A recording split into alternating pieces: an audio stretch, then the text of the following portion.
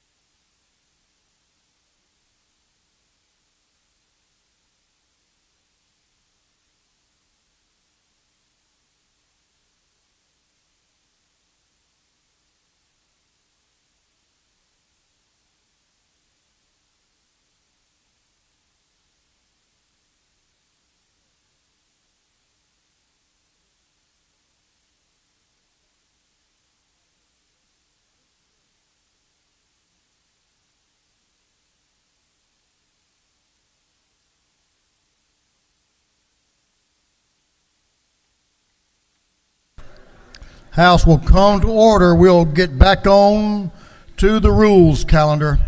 House can come to order. Members will please take your seats.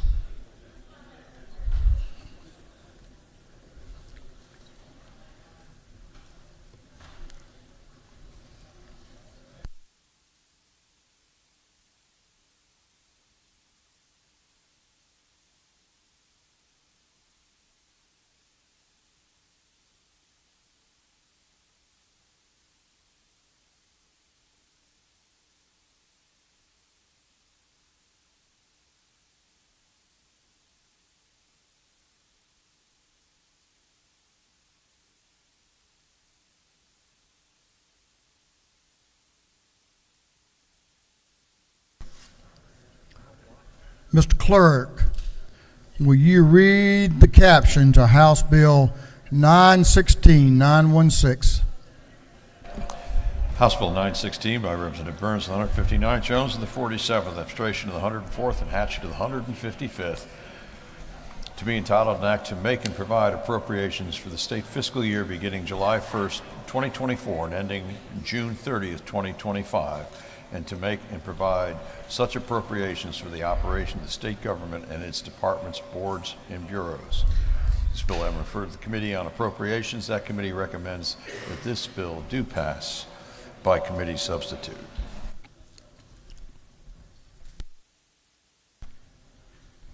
Ladies and gentlemen of the House, the chair resolves the House into a committee of the whole House for the purpose of considering House Bill 916, the General Appropriations Bill.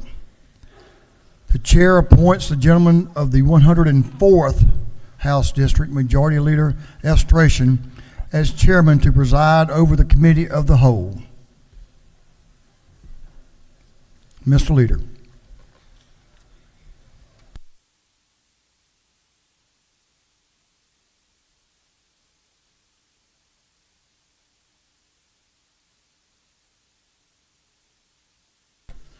Thank you, Mr. Speaker. The chair recognizes the gentleman from the 155th District, Chairman Matt Hatchett, to present the bill.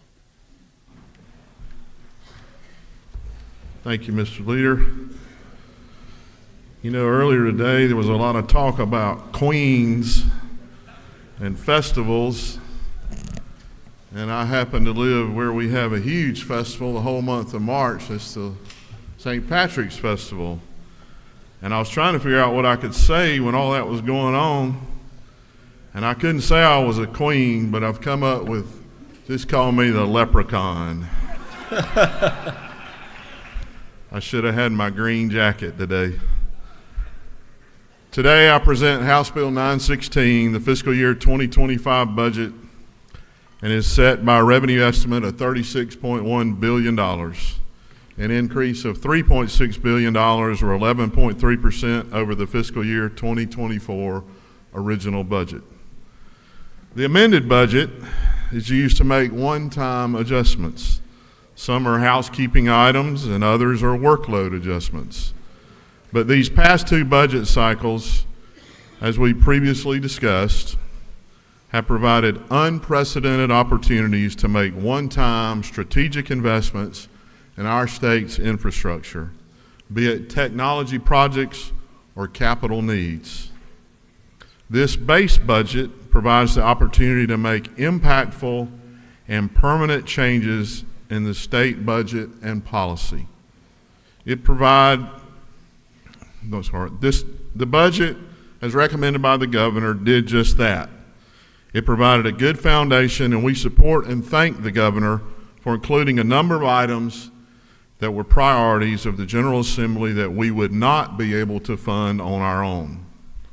You'll see throughout the document that many of the House priorities we included in the budget last year are repeated in fiscal 2025 budget. That's because these priorities reflect the needs of Georgians. We know what the needs are because our constituents, friends, and neighbors tell us at church, the grocery store, at community events, over the phone, and by email. The needs of Georgians haven't changed in the last year, so neither have our priorities.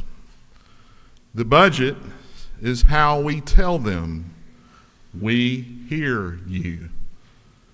We really and truly have one job at this state capitol, and that is to be the appropriators.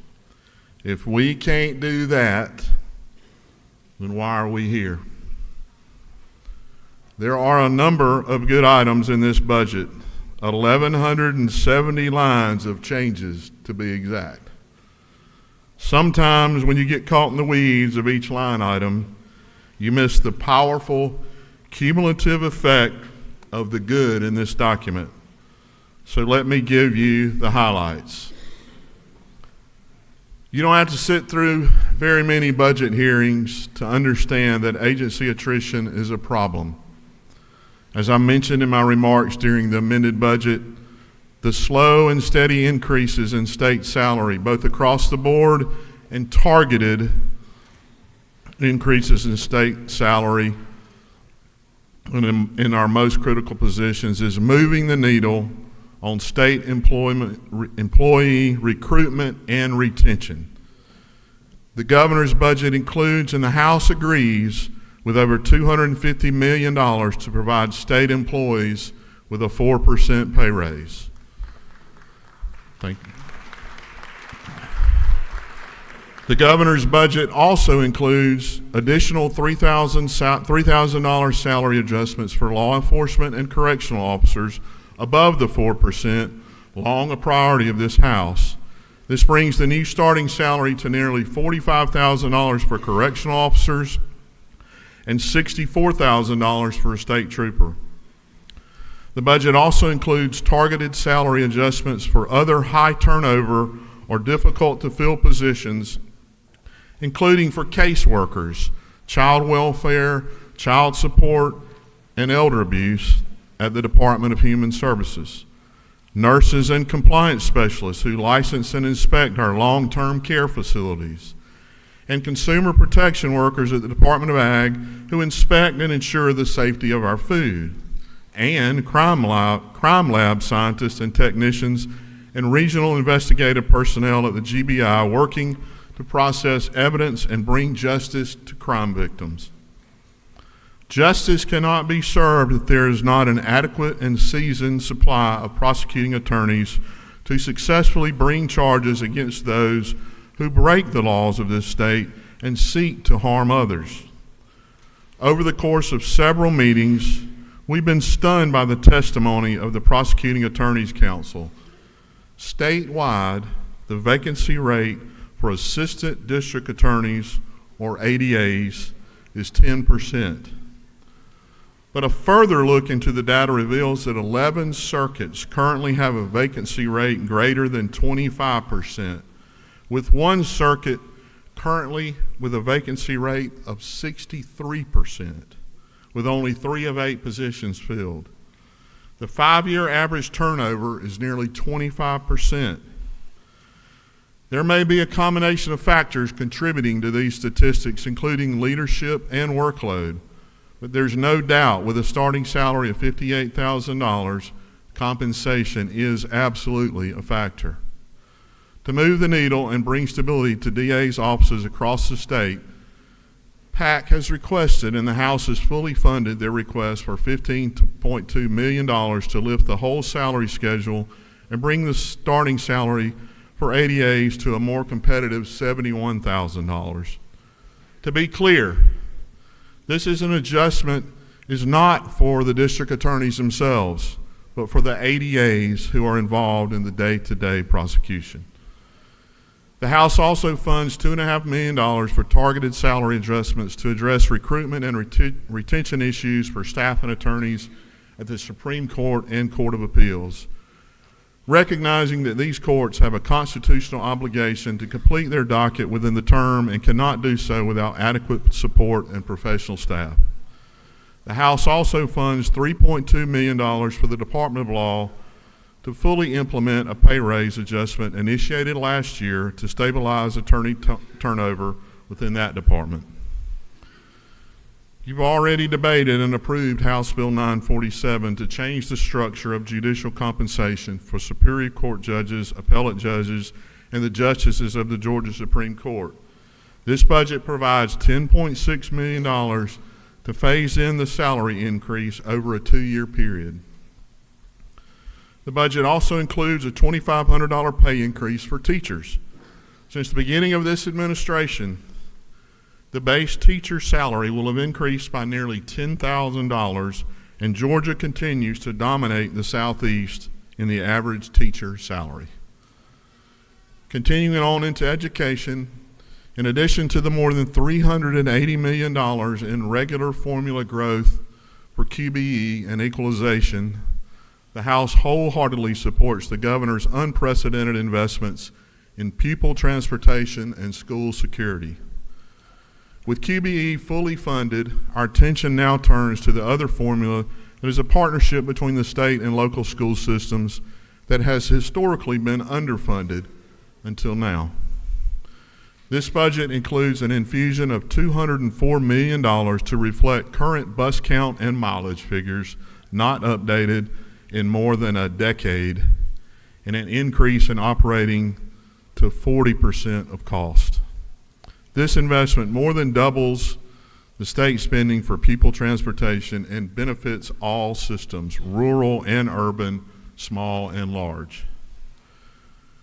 We all know that a lot has changed since many of us were in school.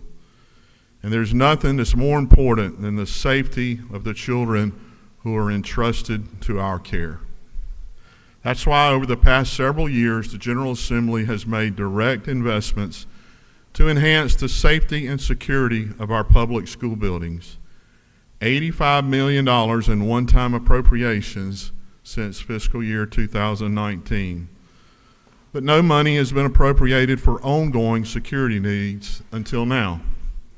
Recognizing that many school systems have their own police department and others contract with city or county law enforcement agencies for services, that expense has solely been borne by local school systems.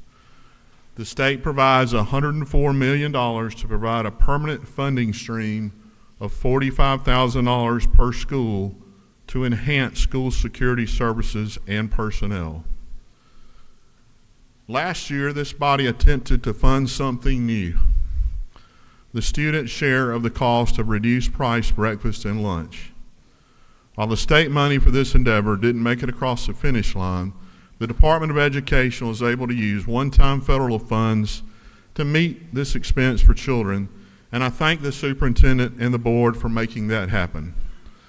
Not much has changed since last year. Food prices are still high, and kids are still not able to learn if they're hungry. I heard from many of you last year, and this item was one of the items you were most proud of that we funded in the budget. Many of you personally shared with me the difference this funding makes in your communities. And that's why the House version of the budget again includes $6.3 million in the Department of Education budget to cover the cost of breakfast and lunch for reduced price students. This is expected to cover the cost of more than 15 million meals for students. This budget makes a huge investment in the healthcare infrastructure of our state. And I want to thank the governor for leading the way with $146 million for full funding of 3 provider rate studies for the now comp waiver, independent care, and elderly disabled waivers, and behavioral health provider rate adjustments. Adequately compensating providers ensures access to care. That's why the House funds $27 million in Medicaid provider rate adjustments, including the Georgia Pediatric Program, or GAP, speech therapists, audiologists, physical therapists and occupational therapists, primary care physicians and obstetricians, and optometrists, to name a few. The House also provides $9.6 million to include basic dental care as a covered service for the Medicaid population. I know this initiative is important to many of you who are determined to make this coverage a reality for your constituents. This House fully supports the governor's recommendation of $1.5 million in the Department of Community Health for new positions to monitor, evaluate, and improve the care management organization oversight. This will be one of the things that we will remember we have done. Mental health continues to be a priority of this House, and that's reflected in this budget with $2 million dedicated to the APEX program to expand mental health services in schools, $3.2 million for jail-based competency restoration programs in Dodge and Cobb counties, and $3.2 million in DBHDD to operationalize a new crisis stabilization unit in Macon designed to support adults with intellectual and developmental disabilities. Georgia cannot receive the behavioral health resources they need without an adequate network of providers. That's why this House budget includes $1.5 million to establish the David Ralston Center for Behavioral Health and Developmental Disabilities at the University of Georgia. This center will offer degrees to boost the pipeline of professionals needed to work in behavioral health and serve as a clearinghouse for research and best practices.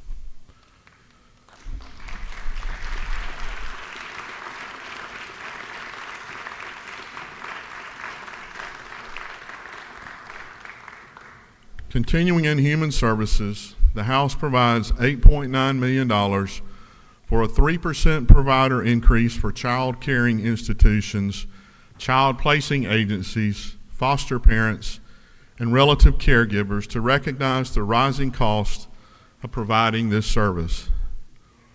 Additionally, $1 million is provided for additional supports for the court-appointed special advocates, or CASA, and $1.2 million for Georgia Family Connections. We've all heard a lot over the past several years about the VOCA cliff. Let me be clear about something. This budget does not backfill the VOCA funds.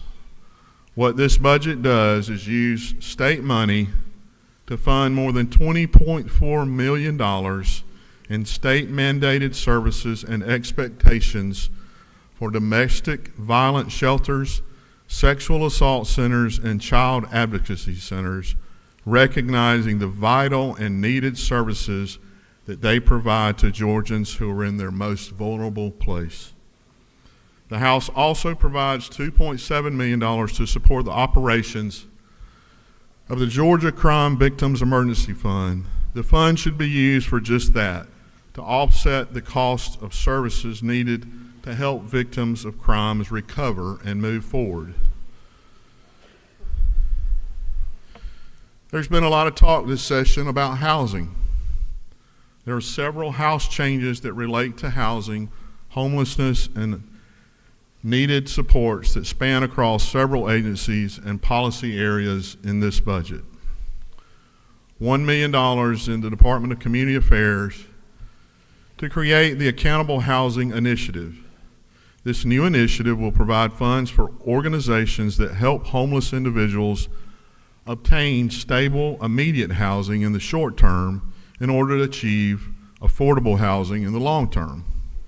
This funding is in addition to the $3.8 million the House agreed with the governor to fund in the State Housing Trust Fund to pursue new federal grant opportunities for homelessness services, and $6 million in One Georgia to continue the workforce housing program.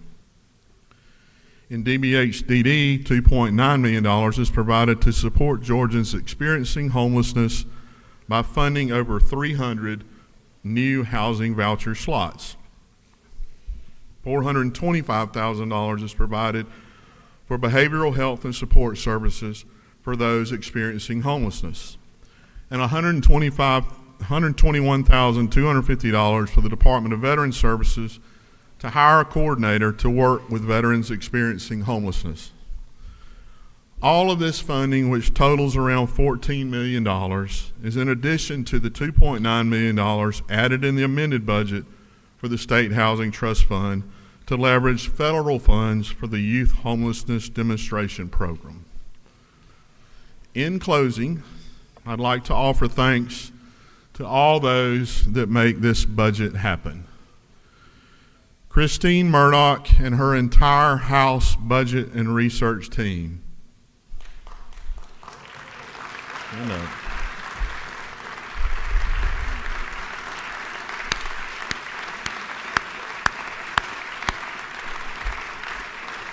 They spend countless hours during session and after session gathering, as our speaker likes to say, the facts on our many agencies and budget requests. To the Appropriations Committee Vice Chairs, thank you for digging deep to bring great items forward for consideration into this document. And I'd be remiss if I didn't acknowledge Representatives Perkle and Houston for their many years of support to the budget. And I'm going to break away from protocol. Clay, I think you understand the transportation budget better than anyone in the state.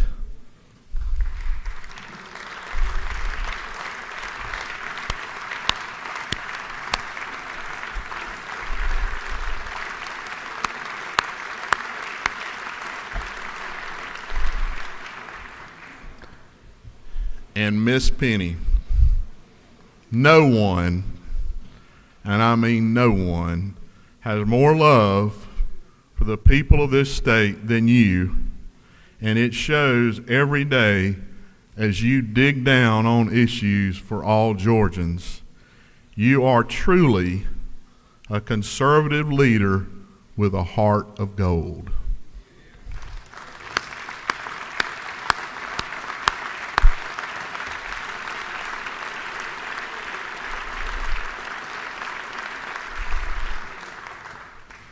Thank you, Mr. Leader, and I will try to answer any questions that may be out there, and I stress try.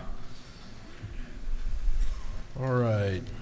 Mr. Chairman, do you yield for questions? Yes, sir. Chair recognizes Chairwoman Darlene Taylor for a question. Does the gentleman yield? Yes, ma'am. Is it not true that this budget includes grant funding for 3 needed FQHCs throughout the state? Yes, that is correct. Does the gentleman further yield? Yes, ma'am. Is it not true that we included increase for Medicaid reimbursement for very needed physicians and therapists and things throughout the state? And it's going to help us to increase the number of doctors and providers in the area of Medicaid? Yes, it is, and it's a known fact that we constantly are losing providers because we don't reimburse them enough. And do you further yield? Yes.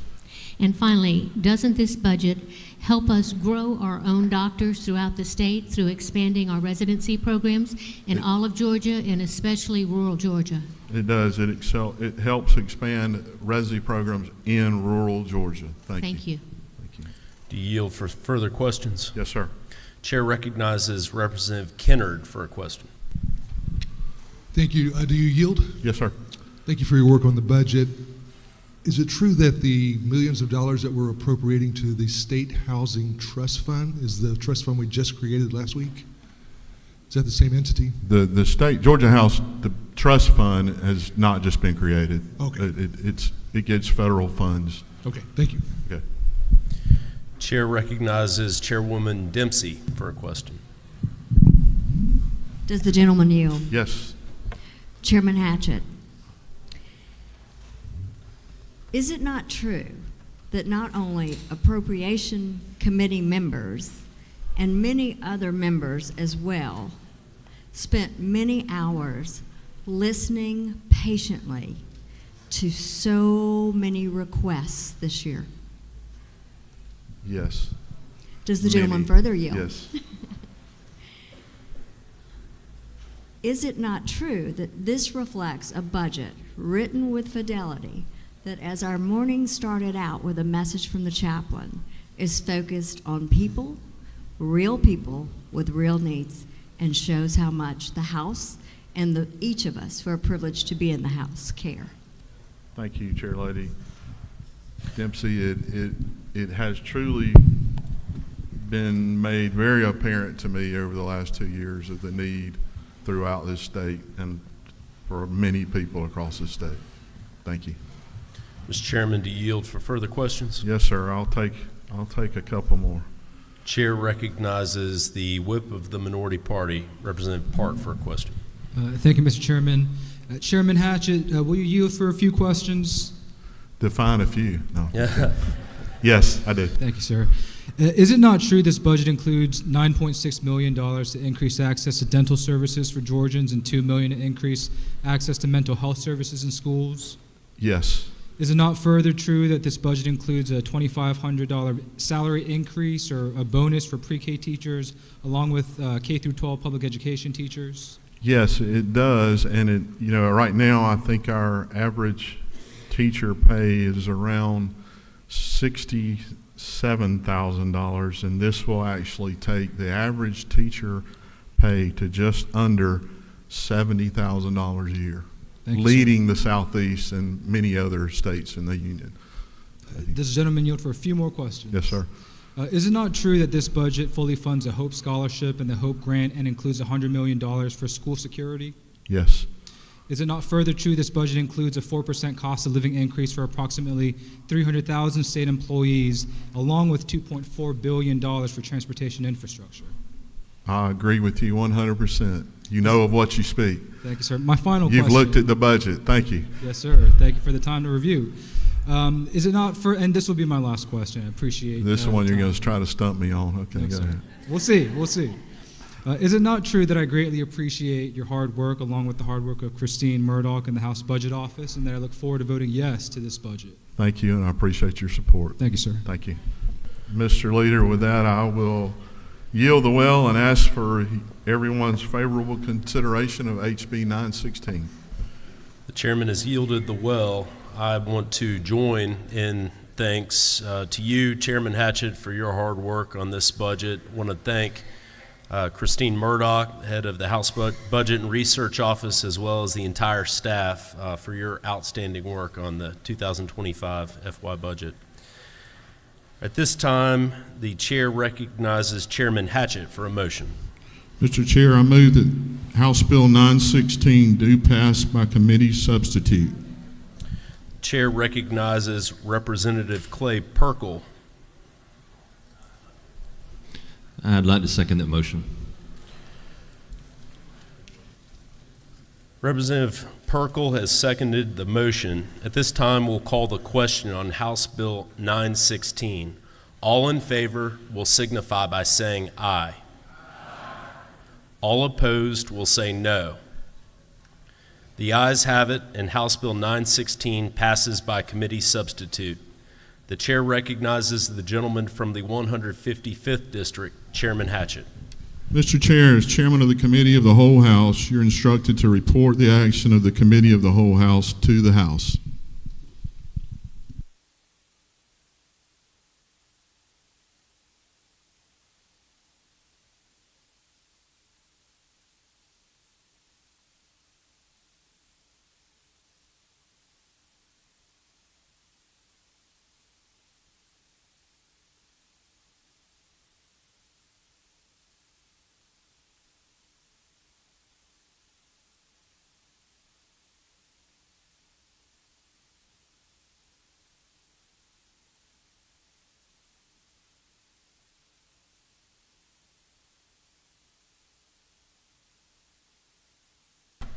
Majority Leader Estration is recognized. Thank you, Mr. Speaker. The Committee of the Whole House has had under consideration House Bill 916 and has instructed me as its chairman to report the same back to the House with the recommendation that House Bill 916 do pass by committee substitute. The report of the chairman of the Committee of the Whole House is received. The Committee of the Whole House has had under consideration House Bill 916 and has reported the same back to the House with the recommendation that House Bill 916 do pass by committee substitute. The Committee of the Whole House is hereby dissolved.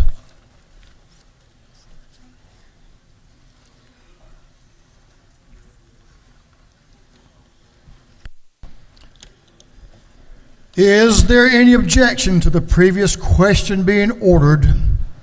Chair hears none. The previous question is ordered.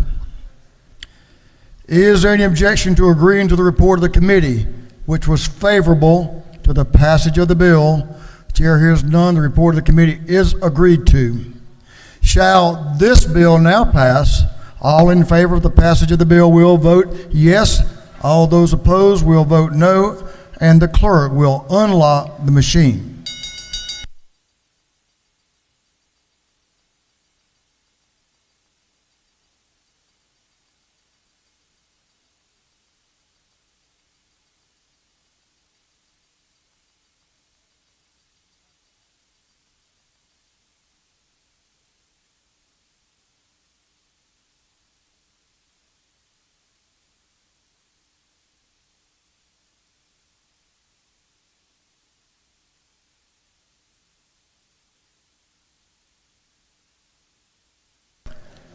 Have all members voted? For what purpose does Chairman Wiedauer rise? Parliamentary inquiry. State your inquiry. Mr. Speaker, is it not true that this budget includes just over $2.1 million to revamp the licensure process in the state of Georgia, bringing much relief to all licensed professionals across the state? I think I read that in there. Late night when I couldn't sleep. But yes, sir, it does, and that's a great add to the budget. Thank you, Chairman. Thank you, Mr. Chairman. For what purpose does Representative Becky Evans rise? Parliamentary inquiry? State your inquiry. Yes, Mr. Speaker. Isn't it true that I'm very excited about passing this budget, especially for all the good funding for education? I know the lady certainly has worked on the budget, and I appreciate her work, and I know she's excited. Yeah, and my follow-up question, Mr. Speaker. I'm also excited about the $9.5 million in lottery funds for pre-K to take the class size from 22 to 20. But isn't it also true, Mr. Speaker, that I hope that this body will be able to give the salary increase to pre-K teachers, which was included in the House's recommendation, and I do not believe the salary increase for the pre-K teachers was included in this budget. Isn't that true, Mr. Speaker? I'm sure the lady has read this budget very keenly, and we've addressed some of those issues there. But, you know, we have more to do, but we've made a great start. That's Thank you for your exactly right. question. Thank you. For what purpose does Representative Barnes rise? Parliamentary inquiry. State your inquiry. Is it not true that when kids are fed, futures are nourished, so that $6.3 million in the budget will feed more of our children in the school system? I have to agree with the lady. That's strong, thanks to this House. For what purpose does Representative Lisa Campbell rise? Thank you, Mr. Speaker. Parliamentary inquiry. State your inquiry. Isn't it true that I'm very excited to support this budget, and I'm very proud of the work that Speaker Pro Tim Jan Jones and her committee and your support did this summer to increase coverage for child care and to improve quality early learning? And is it not also true that I look forward to working with all of you to continue to grow the funding to cover the $73 million gap that we have in our CAPS program this year due to COVID funding ending? I'm sure the lady knows of what she speaks, and I can't say I don't disagree with you. We have some work to do, but we've done great work, and thanks for all the members pulling together. For what purpose does Representative Frazier rise? Parliamentary inquiry. State your inquiry. Mr. Speaker, isn't it not true that the $900,000 that has been added to the appropriation budget is for the hematologist for the Sickle Cell Foundation, which is much needed because many of our sickle cell patients do not have a place to go to get service since WellStar closed? I'm sure the lady knows of what she speaks. She's been an advocate, and we appreciate her advocacy. You've done great work. Now, have all members voted? If so, Mr. Clerk, will you lock the machine? On the passage of House Bill 916, the yeas are 172, the nay is 1. This bill, having received the requisite constitutional majority, is therefore passed. Congratulations, Mr. Chairman.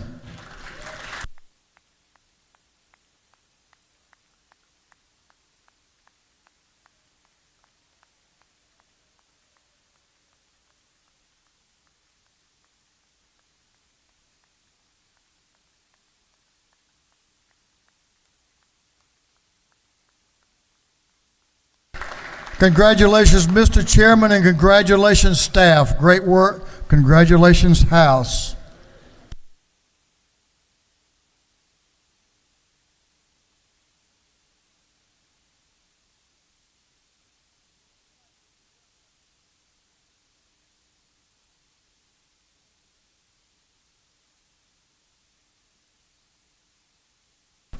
For what purpose does Chairman Hatchett rise? Thank you, Mr. Speaker. To make a motion, State your motion. I move that House Bill 916 be immediately transmitted to the Senate. Representative Hatchett moves that House Bill 916 be immediately transmitted to the Senate. Is there objection? Hearing none, it is so ordered. Let's do it again. Mr. Chairman, committee sub-chairs, staff, this is an awesome budget that addresses the needs of Georgians from every walk of life, from every part of Georgia. Thank you to everyone who voted affirmatively on this bill. It's good to see us all work together and find some areas we can agree on that benefits the people we care so much about. So I'm going to applaud y'all. Y'all don't need to be applauding.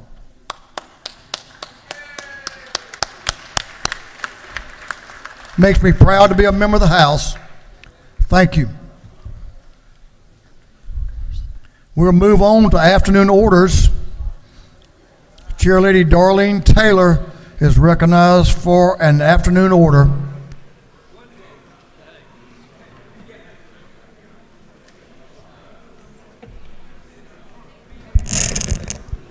Thank you, Mr. Speaker. Today I want to share a brief history of an outstanding woman in American history, Sandra Day O'Connor. She was an American attorney, politician, and jurist who served on the U.S. Supreme Court from 1981 to 2006. O'Connor was nominated by President Ronald Reagan and became the first woman to serve as a U.S. Supreme Court justice. She was confirmed unanimously.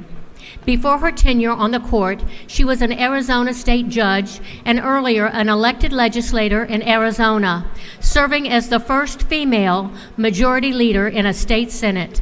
During her term on the court, she was known for her well-researched opinions. O'Connor was regarded among the most powerful women in the world. After retiring, Justice O'Connor succeeded Henry Kissinger as the chancellor of William and Mary College. She remained an active advocate for judicial justice and the rule of law. In recognition of her lifetime accomplishments, President Obama awarded Justice O'Connor the nation's highest civil honor, the Presidential Medal of Freedom. I would like to leave you with some words of wisdom from her. Quote, "Do the best you can in every task, no matter how unimportant it may seem at the time." Thank you, Mr. Speaker. I yield the well.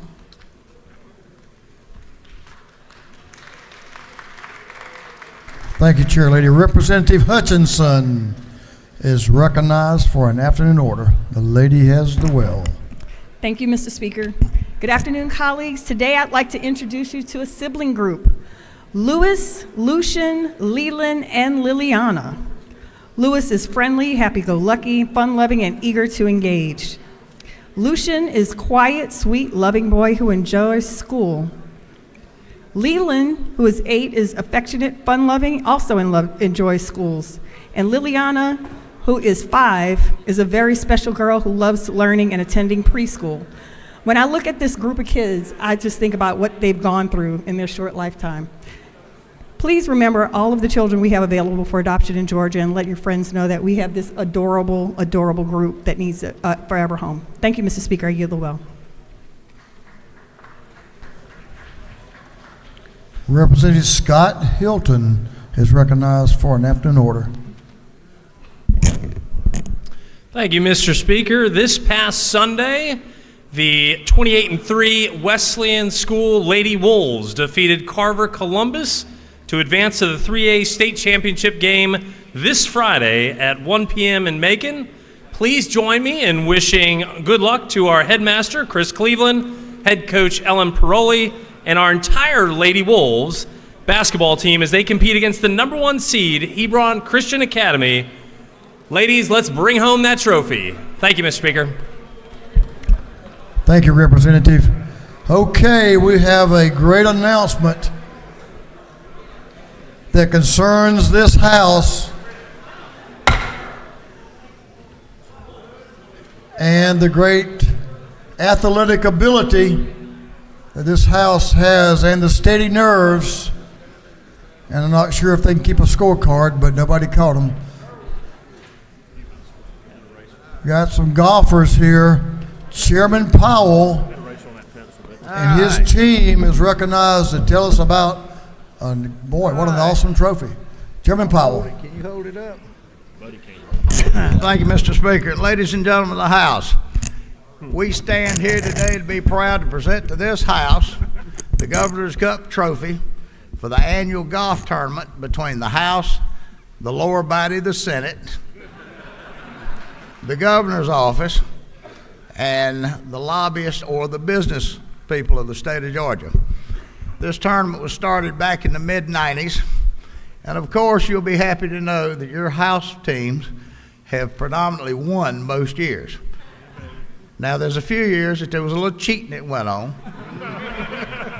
You know, I continue to tell people about golf, what a great character builder it is if you play by the rules. But a few times the Senate's won, and it's questionable because if you lose a ball, you're supposed to add a stroke, not take one off. This past year, it was played again down at the Shellman's Bluff course, and Chairman DeLoach's course, of course. And we were victorious in that at a hard-fought struggle. The Senate, certain members of the Senate did make a considerable wager to the House team, and some people on the House team, predominantly the captain, took that wager, and they still hadn't paid that bet as best I can tell. But you know, that's all right. They've got a little bit of time before I come to will, and I really talk about folks who don't pay debts or who might cheat at the game of golf. So I would tell you, for each and every member of this House, we've had dance-off contests, we've had basketball tournaments of a good friendly nature, but we take this pretty serious about golf, because golf is one of those sports that builds character. We have a golfing industry in this state that brings in about $6 billion plus. Not to say, or forget, that we have two of the most famous golf facilities in the whole world, Augusta National being one and East Lake being another. And Georgia is a golfing state. So on behalf of this team, go House.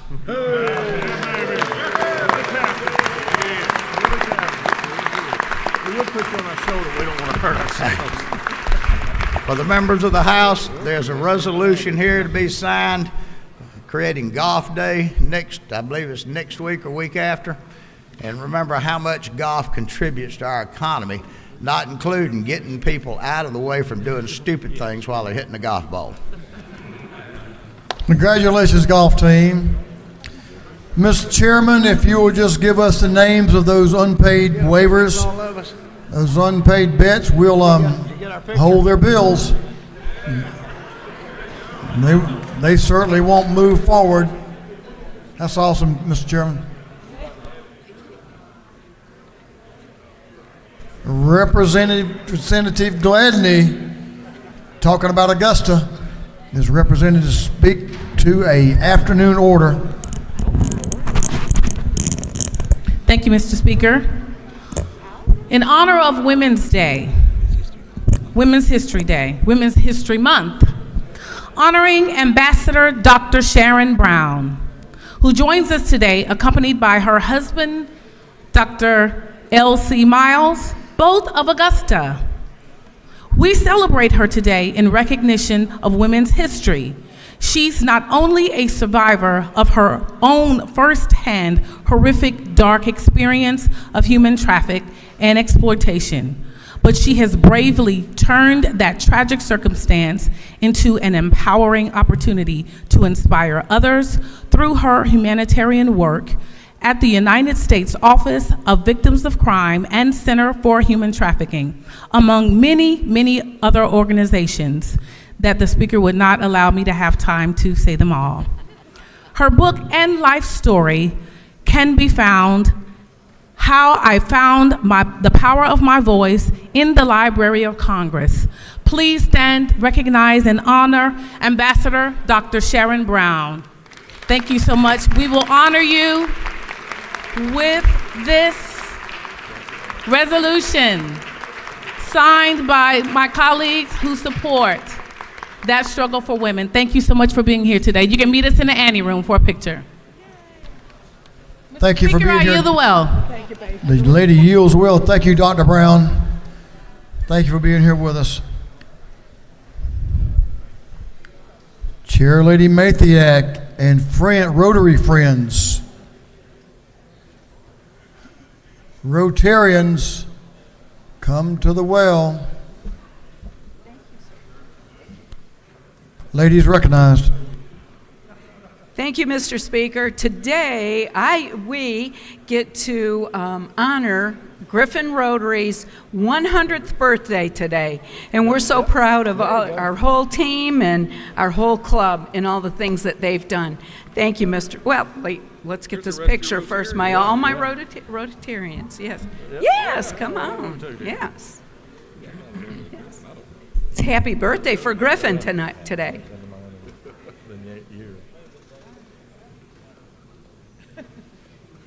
Thank you, sir. And I yield the well.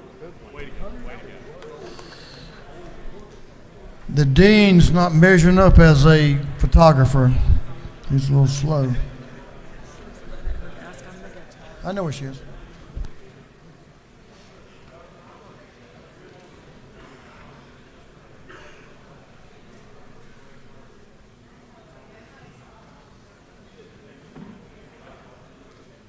That concludes our afternoon orders.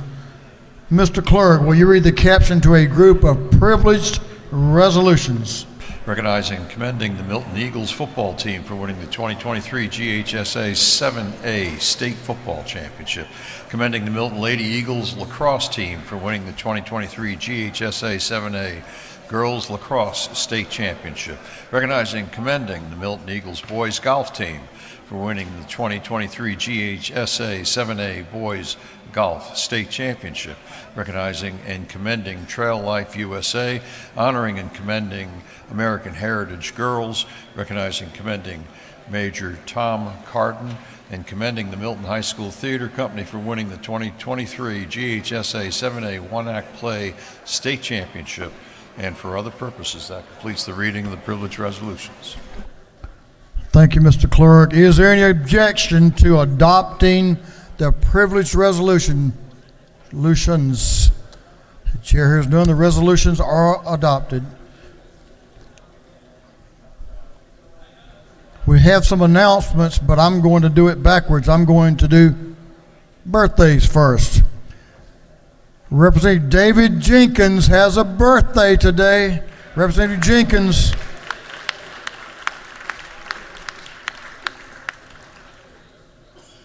Life's about timing. No, keep going.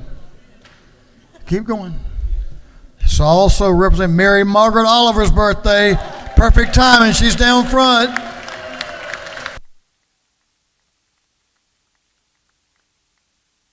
Happy birthday to both of you. We have some announcements. Chairman Yerter, recognized for an announcement.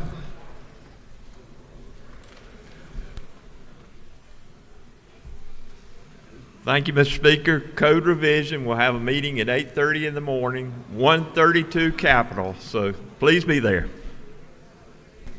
Chairman Hawkins, recognized for an announcement.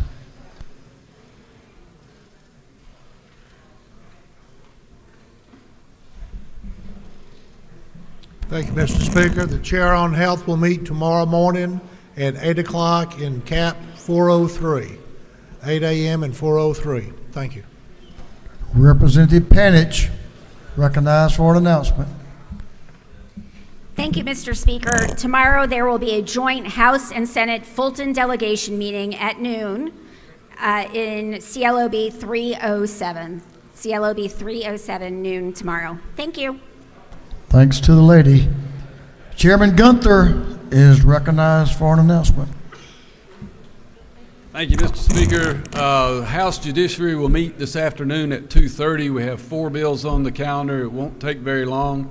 And for those of you on the Judiciary Committee that want to plan ahead, upon adjournment tomorrow, we're going to do our committee photo here in the chamber. Thank you.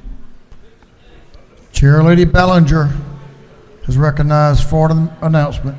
Chair Lady Ballinger. Thank you, Mr. Speaker. Your Juvenile Justice Committee will meet upon the adjournment of Budget and Fiscal Affairs Oversight. They have 6:06 right before we do. As soon as they're finished, then we will, and as soon as we have a quorum, we will go ahead and start our meeting for budget for juvenile justice. And we have 4 Senate bills that we need to perfect. So look forward to seeing everybody there. Representative Anderson is recognized for an announcement. Thank you, Mr. Speaker. Governmental Affairs Full Committee will meet in CLOB 406 immediately upon adjournment of Ways and Means. That's CLOB 406. Thank you. Representative Brad Thomas is recognized for an announcement. Thank you, Mr. Speaker. The Cherokee delegation will be meeting at Representative Ballinger's desk upon adjournment. Thank you.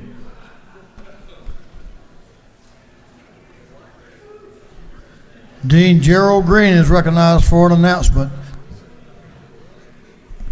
Thank you, Mr. Speaker. The House Public Safety and Homeland Security Subcommittee will meet today at 3 p.m. in room 506. One bill. If y'all will please come and be there, we'll get out quickly. Thank you, Mr. Speaker.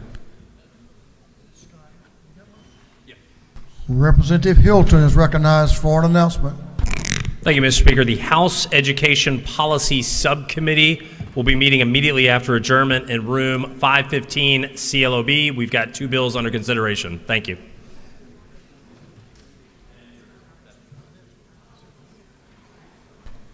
That concludes our announcements. Thank you, members, for your attention today. Had a good day. Showed great respect for our guests in the House today. Thank you for that. The Majority Leader is recognized for a motion. Mr. Leader. Thank you, Mr. Speaker. I move that this House stand adjourned until 10 a.m. on Friday, March 8th, 2024. On the motion of the Majority Leader that this House stands adjourned until 10 a.m. Friday, March the 8th, 2024. All those in favor will say aye. All opposed, no. The ayes have it.